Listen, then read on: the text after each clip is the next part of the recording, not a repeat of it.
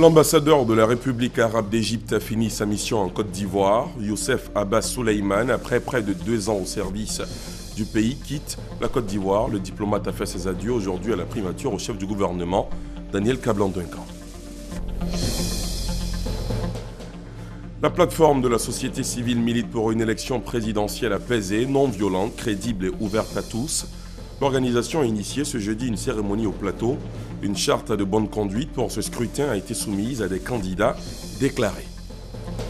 L'éclairage public, quel impact sur la mobilité en Côte d'Ivoire? C'est le thème de la 3e édition de la tribune d'échange dénommée le Club de mobilité, enregistrée hier à la barre des responsables du ministère de l'Énergie, de l'ANARE, de la CIE et de collectivités territoriales. Et puis, cette conférence de presse autour de l'affaire Hissène Habré, elle a été animée par la coalition ivoirienne pour la Cour pénale internationale et le consortium de sensibilisation sur les chambres africaines extraordinaires.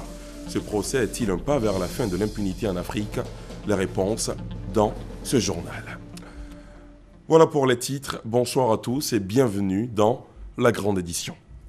Au sommaire également, le dossier du jeudi, il est consacré ce soir à la photographie, un art, un métier et non un exercice d'amateur. Un sujet à suivre dans un peu plus d'un quart d'heure. Il était en service en Côte d'Ivoire depuis maintenant près de 2 ans. Youssef Abbas Souleymane, l'ambassadeur de la République arabe d'Égypte, quitte le pays. Le diplomate a fait ses adieux aujourd'hui à la primature au chef du gouvernement ivoirien, Daniel Kablan-Duncan. Le point avec Hugues Hervé Blé. 1 an, 9 mois, c'est le temps qu'aura passé en Côte d'Ivoire le diplomate égyptien qui avait présenté ses lettres de créance en 2013. En fin de mission sur les bords de la lagune ébriée, Youssef Abbas Souleymane a fait ses adieux au Premier ministre Daniel Kablan-Duncan. Les 2 hommes ont abordé différentes questions relatives à la coopération entre la Côte d'Ivoire et l'Égypte, coopération matérialisée par plusieurs réalisations. On a discuté du développement, notamment c'était l'inauguration du pont de Jacquesville et les autres projets qui ont été réalisés en Côte d'Ivoire. And just now I was informed. J'ai été informé par son Excellence le Premier ministre qu'il est heureux qu'il est heureux de la tenue de la 2e session de la commission mixte. Comme nous, on croit que la tenue de la 2e session de la commission mixte sera la base de la coopération entre la Côte d'Ivoire et l'Égypte. In new fields that coincide with the developments in Côte d'Ivoire and Egypt. L'ambassadeur d'Égypte s'est réjoui de la bonne santé des relations ivoiro-égyptiennes. Youssef Abbas Souleymane espère que ces relations vont davantage se renforcer. Au moment où l'ambassadeur égyptien quitte la Côte d'Ivoire, son président, Abdel Fattah al-Sisi, a renforcé son arsenal antiterroriste à travers une nouvelle loi, une loi controversée qui viserait à faire taire les médias, puisque ceux-ci devraient se contenter que de communiqués officiels en cas d'attentat ou autre acte terroriste qui ciblerait le pays. Fatim Audrey, Sylvie Touré. D'après cette loi, tout journaliste qui rapporte de fausses informations ou qui contredit les informations données par les autorités sur d'éventuels attentats s'expose à de lourdes amendes, de l'interdiction d'exercer pendant 1 an jusqu'à une amende allant de 200 000 à 500 000 livres égyptiennes, environ 15 à 38 millions de francs CFA. Une loi liberticide pour les médias.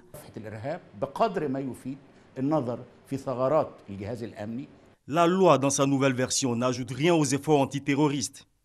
Elle entravera la liberté d'expression. Or, la liberté d'expression est déjà muselée, sous prétexte de la lutte contre le terrorisme. Cette loi bafoue la liberté d'expression. D'ailleurs, toute loi antiterroriste bafoue la liberté d'expression, et en particulier cette loi. Pour d'autres encore, cette loi est un prétexte des autorités pour cacher leur laxisme face à la situation sécuritaire. Le fait de renforcer la loi n'aide pas à combattre le terrorisme. Durcir la loi sert à trouver des lacunes dans le système de sécurité et à renforcer son efficacité et son professionnalisme.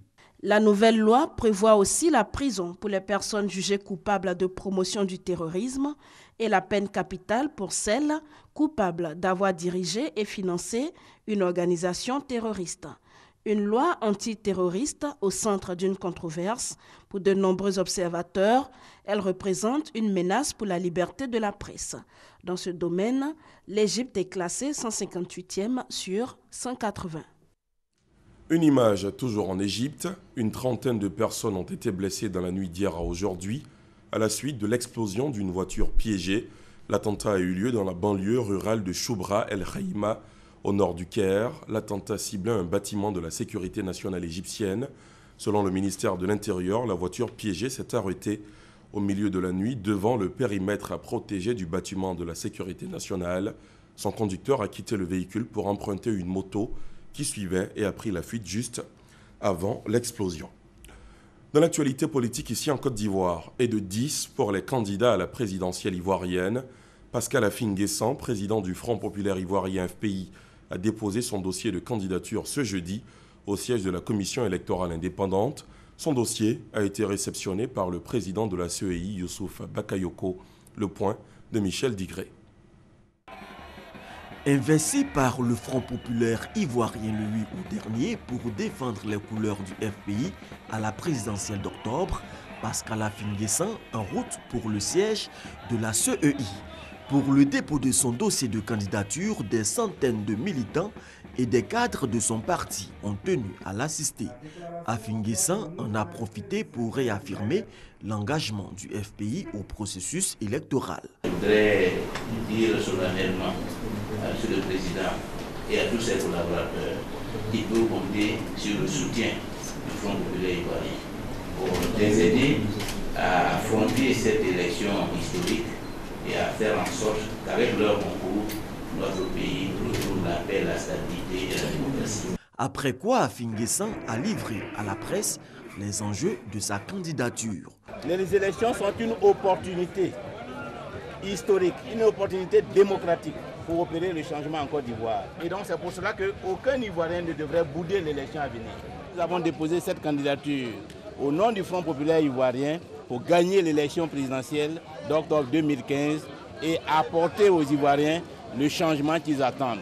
Pascal Affi-N'Guessan est le 10e candidat enregistré par la CEI, mais seulement le 4e à avoir payé la caution de 20 millions de francs CFA à 5 jours de la clôture du dépôt des dossiers. La plateforme de la société civile milite pour une élection présidentielle justement apaisée, non violente, crédible et ouverte à tous. L'organisation a initié ce jeudi une cérémonie au plateau.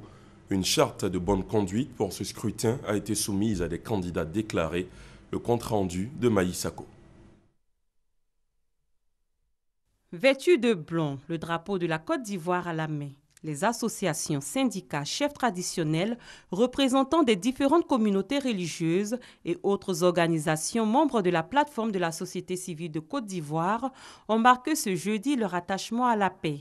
Cela à la faveur d'une rencontre qui se voulait avant tout un appel à la non-violence aux acteurs politiques pour des élections apaisées. La journée en faveur de la paix et de la non-violence pour une élection présidentielle 2015 était consacrée à la présentation de la charte de bonne conduite des candidats à l'élection présidentielle.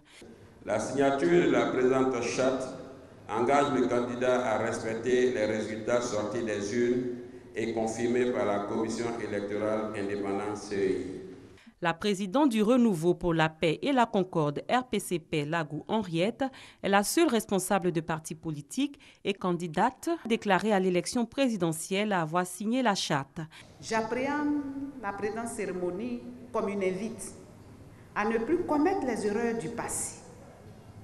Un rassemblement pour exorciser tous les vieux démons, au-delà même de la signature, qui n'est pas un fait nouveau. Le président de la plateforme de la société civile de Côte d'Ivoire, Tapé Mambo, est pour sa part revenu sur le bien fondé de la charte de bonne conduite des candidats à l'élection présidentielle. Ceux qui ont vécu 2010 ne veulent plus que 2015 se répète.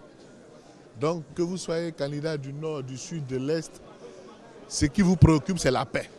Les potentiels signataires ont été appelés par la plateforme de la société civile de Côte d'Ivoire à respecter la charte de bonne conduite des candidats à l'élection présidentielle d'octobre pour un scrutin transparent, crédible et sans violence afin de garantir la stabilité et la sérénité dans le pays.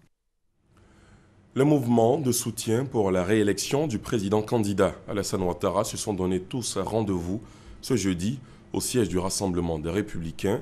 Il s'agit de 33 structures qui ont décidé de s'unir et parler d'une seule et unique voix. Adama Kamagaté, Sylvie Touré.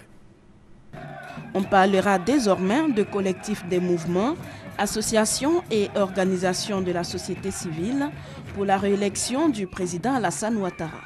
33 mouvements de soutien ont décidé de s'unir en un collectif afin d'élaborer des stratégies communes et garantir la victoire de leur candidat à la présidentielle d'octobre prochain.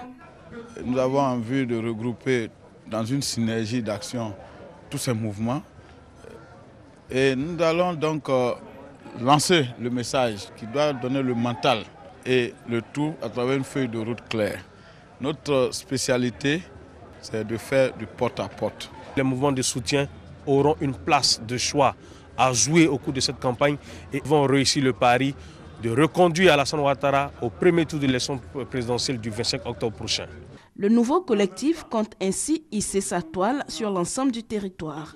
Un engagement traduit à travers la remise de 3 motions à la direction nationale de campagne, représentée pour l'occasion par Adama Bictogo. Ce dernier en a profité pour exprimer sa gratitude à cette nouvelle organisation. Je voudrais vous exprimer la gratitude de la Direction nationale de campagne. Chers jeunes frères, le président Alassane Ouattara compte sur vous. Ne vous laissez pas distraire. Vous êtes des jeunes responsables. Votre engagement est un engagement pour l'avenir. Vous êtes tous des porte-parole. C'est à travers vous que nous devons toucher tous ceux qui sont très loin. À peine constitué, le collectif des mouvements, associations et organisations de la société civile pour la réélection d'Alassane Ouattara projette d'investir la place de la République, l'occasion des meetings avant l'ouverture de la campagne. Il entend tenir la flamme de la mobilisation allumée jusqu'au 25 octobre, jour du scrutin. Autre soutien favorable à la candidature du chef de l'État, celle des populations de Gonaté, Bédiala et Gadouan. Elles ont confié lors d'une cérémonie le compte-rendu de Victorine Niaoyoué. Les populations des sous-préfectures de Bédiala, de Gonaté, décident d'apporter leur soutien total et sans faille au président Alassane Ouattara aux élections 2015. C'est fait. Les populations de Gonaté, Bédiala, Gadouan et les autres villages environnants dans le département de Daloa promettent leur voix au candidat du RHDP, Alassane Ouattara, à la présidentielle. Cet engagement est à l'actif de Léopoldine Théozankoufi, chargée de la mobilisation dans le Haut-Sassandra pour la réélection du président Alassane Ouattara au soir du 25 octobre.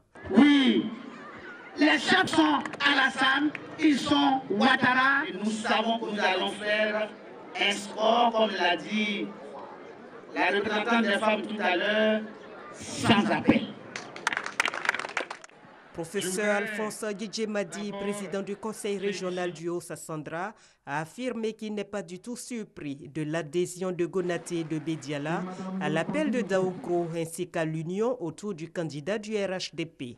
Ce choix pour Alphonse Djidjemadi est motivé par la volonté de ces populations de poursuivre le développement de leur localité et de toute la Côte d'Ivoire engagée par le président Alassane Ouattara. 3 départements de la région de la Bagoué visités en une semaine, un véritable marathon auquel s'est adonné le ministre Bruno Nabagné-Koné, cadre de la région. Partout où il est passé, il a prêché le vivre ensemble. Ben Touré, Abou Sanogo. Chaude accolade entre 2 figures politiques, l'une du pouvoir, et l'autre de l'opposition. Bruno Nabagné Koné et Konaté Navigué, tous deux fils de la même région, la Bagoué. Symbole d'unité et d'amour que le ministre Bruno Nabagné Koné souhaite pour la Côte d'Ivoire. Pour que le pays aille de l'avant, il faut que nous soyons rassemblés, il faut que nous soyons solidaires, il faut que nous regardions dans la même direction. Et je suis heureux que le frère Konaté Navigué ait compris cela. Dans la République, il y a un parti qui dirige, qui a une opposition. Une opposition forte et qui propose. Voilà le compte courant démocratique que Bruno Nabagné Koné souhaite voir en face du pouvoir. Pour l'échéance de 2015, aucun candidat, dira-t-il, ne pourra jeter le discrédit sur le bilan du chef de l'État, Alassane Ouattara. Partout dans le monde, le président sortant est toujours le plus en difficulté parce qu'il a un bilan qui est critiquable. Mais pour la première fois, cela se passe en Côte d'Ivoire. Nous disons aux potentiels candidats en Côte d'Ivoire de venir critiquer notre bilan. Boundiali, Kouto et Tengrila ont été les départements de la région de la Bagoué visités par le ministre Bruno Nabagné Koné. Les populations ont quant à elles dit leur reconnaissance au président de la République Alassane Ouattara ou le bitumage de l'axe Boundiali-Bolona. Un bitumage qui désenclave de ce fait leur région. L'éclairage public, quel impact sur la mobilité en Côte d'Ivoire? C'est le thème de la 3e édition de la tribune d'échange dénommée le Club de mobilité, tenue hier. La tribune a permis à des responsables du ministère de l'Énergie, de l'ANARE, de la CIE et de collectivités territoriales d'éclairer la lanterne des Ivoiriens sur le sujet de l'éclairage public. Guillaume Zéré, Herman Niamia. 2 heures, c'est le temps des échanges qui auront permis à l'auditoire de se faire une nette idée de l'éclairage public en Côte d'Ivoire. Son coût, son efficacité, comment il est installé, le choix des ampoules, les moyens qui y sont investis et son impact sur la mobilité. Autant de sujets aussi importants qui justifient le choix du thème de ce 3e numéro du Club Mobilité de Actu. Pour mieux bouger, il faut qu'on puisse voir ce qui se trouve devant nous. Et donc, c'est pour ça que nous avons demandé à explorer ensemble ce thème-là. En termes d'embellissement déjà, c'est agréable. C'est ce qu'on essaie de faire. On parle de Yamoussoukro, c'est pareil. Donc l'embellissement de la ville, la sécurité, le confort. Ce sont 414 000 foyers lumineux qui éclairent la Côte d'Ivoire de nuit. Pour assurer la sécurité de ces foyers, objets de vandalisme, 350 millions de nos francs sont mobilisés chaque année selon le représentant de la CIE, la compagnie ivoirienne d'électricité. Et malgré les 400 supports endommagés par an, l'ANARE, l'Agence nationale de régulation du secteur de l'électricité et le ministère de l'énergie et du pétrole se félicitent du taux d'efficacité de l'éclairage public en Côte d'Ivoire. On est au-delà des 80% du taux de le rendement. Donc on dit que l'éclairage public se porte très bien. Pour ce qui est du choix des ampoules à vapeur de sodium de couleur jaune plutôt que les blanches, il est bon de savoir selon les conférenciers que les premières citées sont plus durables et éclairent mieux. Et si les quartiers précaires ne sont pas éclairés, c'est seulement qu'ils sont précaires et donc non viabilisés. L'éclairage public est l'ensemble des moyens d'éclairage mis en œuvre à l'intérieur et à l'extérieur des villes. 5 nouveaux transformateurs destinés à la ville d'Abidjan ont été réceptionnés cette semaine par Côte d'Ivoire Énergie, la société d'État en charge d'assurer le suivi de la gestion des mouvements d'énergie électrique ainsi que la maîtrise des travaux électriques revenant à l'État. Ces transformateurs viendront renforcer les postes stratégiques d'Abidjan afin, bien sûr, d'améliorer la fourniture d'énergie électrique dans plusieurs communes. Adama Koné. Le projet 14 transformateurs entre dans sa phase opérationnelle. 5 transformateurs ont été débarqués au port d'Abidjan cette semaine avant d'être acheminés vers des postes sources. Nécessité, renforcer les transformateurs en limite de capacité en solutionnant les problèmes de surcharge et de perturbation de fourniture lors des travaux de maintenance. Le projet 14 transformateurs s'élève à 6 milliards 137 millions de francs CFA. 14 transformateurs vont bénéficier à l'ensemble du territoire, en particulier les 5 d'Abidjan, 2 à Abia Sud, ce sera pour les communes de Koumansi, de Makori, de Port-Boué. Les 3 de Yopougon vont bénéficier à la commune de Yopougon et à Tekoubé. En plus du renforcement des capacités des transformateurs, des travaux de construction de nouveaux postes sources sont en cours. Le poste source de Anmambo, où nous allons installer 2 transformateurs qui vont permettre d'alimenter Trècheville et Makuri et Koumassi. Le poste source de Djibi qui permettra d'alimenter Angré, Riviera, Benjaville et Abobo. Également, nous transformons le poste d'Azito en poste source par l'installation de 3 transformateurs 50 MVA chacun qui viendra encore renforcer l'alimentation de Yopougon. Et le coût global du projet monte à plus de 40 milliards. Avant la fin de cette année, les 14 transformateurs seront livrés. Quant aux 5 déjà réceptionnés et en installation, les premiers vrombissements sont attendus pour le 28 septembre.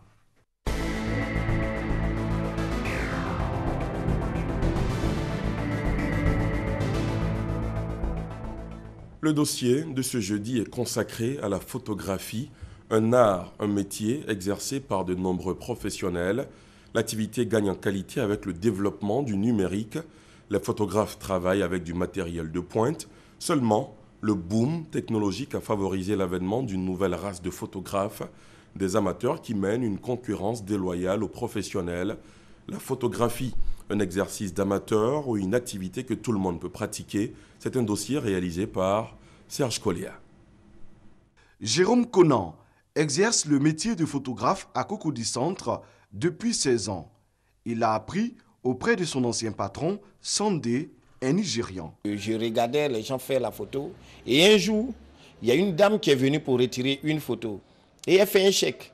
Et on me donne le chèque pour aller retirer. Quand j'ai vu, j'ai dit mais attention.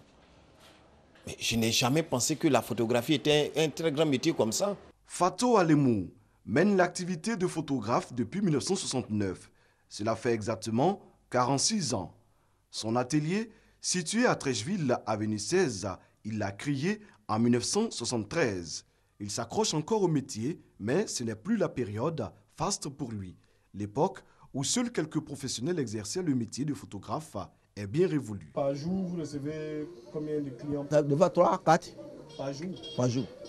Mais quand même, comme on a dit, on ne peut pas faire autrement. Avec le développement des technologies de l'information et de la communication et du numérique, la photographie s'est démocratisée. Tout le monde peut désormais s'autoproclamer photographe. Non, ce ne sont pas des photographes. Avoir un appareil photo ne signifie pas qu'on est photographe. L'arrivée des Wororo dans les différentes communes n'a pas empêché les taxi-compteurs de faire les recettes. Il y a le photographe professionnel qui exerce ce métier avec expérience. Il y a des photographes circonstanciels. À travers le développement de la technologie, chacun sait qu'il peut immortaliser ces événements. Tout le monde peut prendre ses photos. Les professionnels du métier se trouvent ainsi confrontés à cette nouvelle race de photographes, très souvent amateurs. Je dirais même que c'est les Chinois qui ont tué le métier. Avec les téléphones portables qui aujourd'hui font des photos, les iPads par-ci par-là. Tu arrives même dans une cérémonie, toi le photographe, même tu as des difficultés pour pouvoir faire une photo. Et à la fin, c'est toi plutôt que les gens regardent, tu n'as pas eu ça, tu n'as pas eu ça. Mais ils oublient que c'était ceux-là qui t'ont empêché même de travailler. Ce ne sont pas des concurrents, seulement qu'ils perturbent les photographes professionnels en plein reportage. Ça, je n'aime pas ça. Malgré l'intrusion des amateurs dans leur milieu, beaucoup de professionnels de la photographie demeurent sereins. Car, comme on le dit, entre l'original et la photocopie, il n'y a pas photo. Tout le monde peut faire la photographie.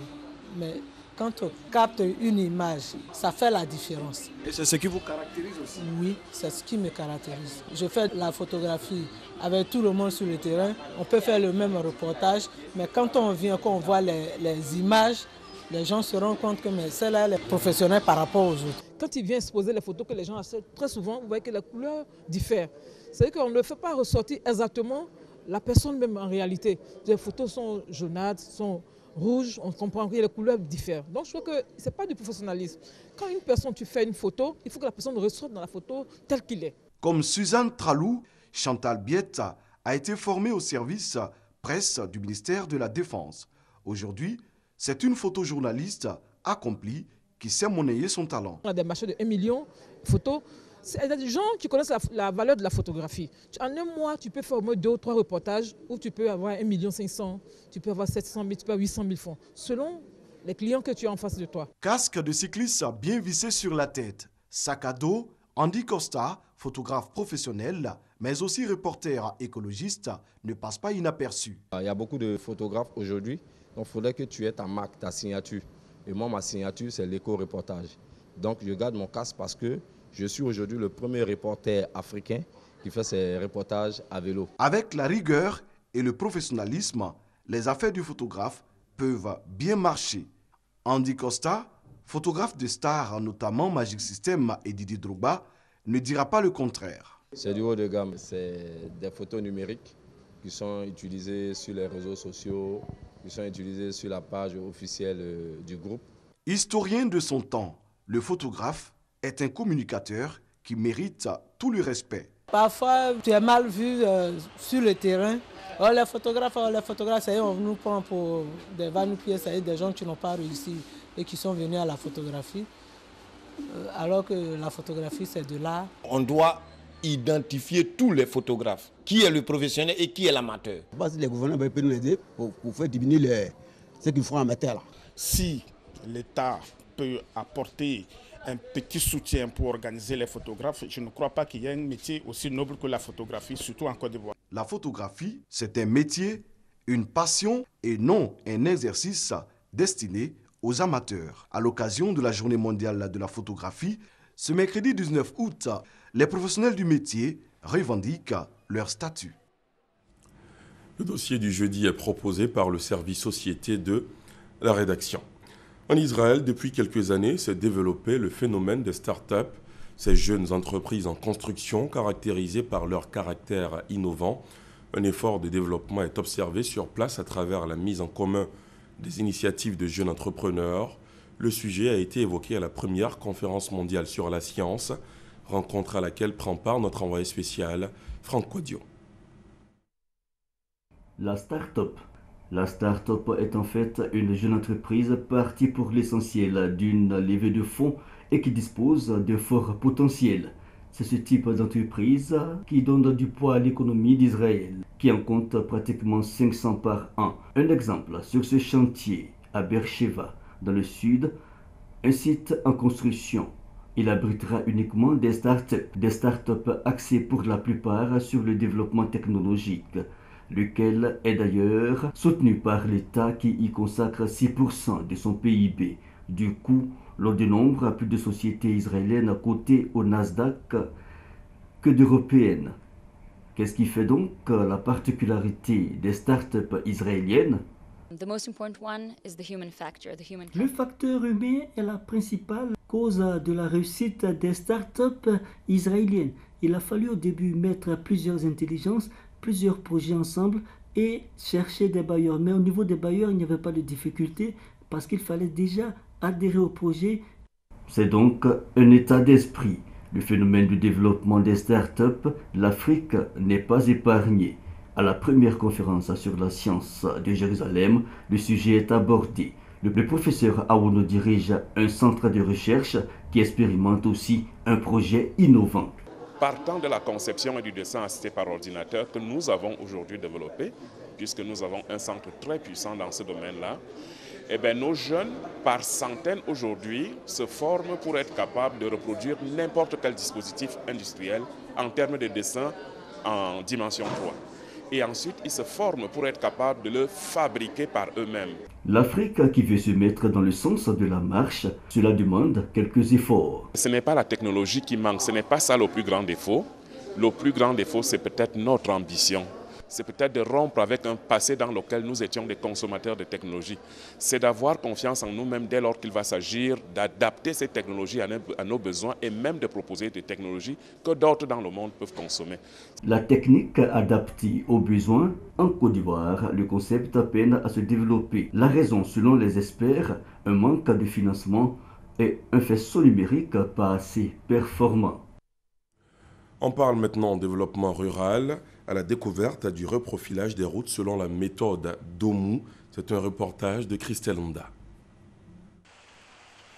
L'état désastreux des routes dans les zones rurales Un calvaire pour les populations. Difficultés au quotidien pour transporter les produits agricoles, évacuer les malades et bien d'autres choses. Comment aménager les routes reliant les villages agricoles à moindre coût? Le professeur Kimura Makoto propose la méthode d'ONU, sac de sable. Put the soil inside the sack. La méthode consiste simplement à mettre du sol à l'intérieur des sacs et après nous disposons ce sac-là sur la route et nous compactons ce sac-là à l'aide de compacteurs manuels. Ce qui est intéressant avec cette technologie, c'est que nous n'avons pas besoin d'une machine pour réparer et entretenir les routes. La durée dépend de la méthode de compactage des sacs de sable. Généralement, la durée moyenne, c'est entre 3 et 10 ans.